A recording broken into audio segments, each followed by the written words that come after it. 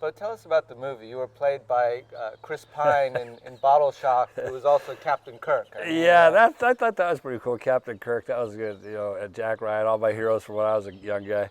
The movie, when they said they were going to make the movie, it was after the book had come out, the 30th anniversary, and they said they're going to make a film, and we said, well, it's at the library, the documentary has been done. I said, no, we're going to make a love story to California Napa Valley wine, and it's going to be based around the story of Chateau Montelena. And I said, well, everybody knows what happens. And they said, yeah, well, so the Miracle on Ice, you know what happens too.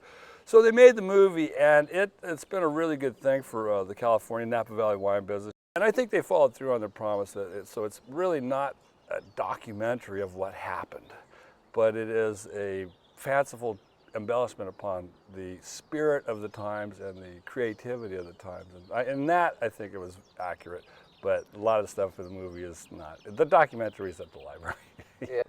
And how did you get involved with the Tasting of Paris? I mean, it's probably the most important event in California wine. Again, you got to go back in the time machine.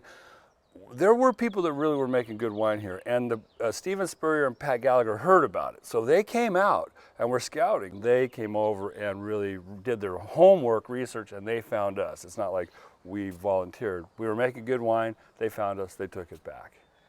And when you heard about the victory, I mean, what did everybody do? Like, well, it was just a regular work day here. You know, we're in the cellar, and this parking lot out here in front of the chateau is pretty rudimentary. It was gravel, and Mike Grgich, our winemaker who crafted that wine, our boss, who was my dad's winemaker, he's Croatian. He's dancing a jig out here, woo, woo, woo, hooting and yelling. So, you know, we're all the cellar guys. We just think Grgich has gone around the bend. And Vivan, Vivan, he's waving the telegram from my dad. Vivan, Vivan. And that's how we heard about it. So then we were all hopping around and Vivan, Vivan. It was pretty fun.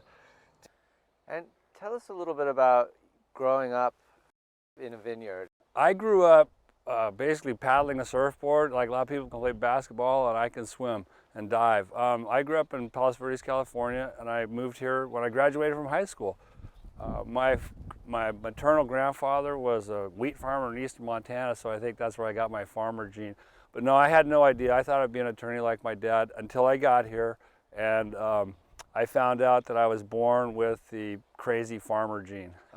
To do this job, you have to really like to work. Farming is something that takes us, you know, people say it's a special person. I think it's a completely crazy person. It's way too much work.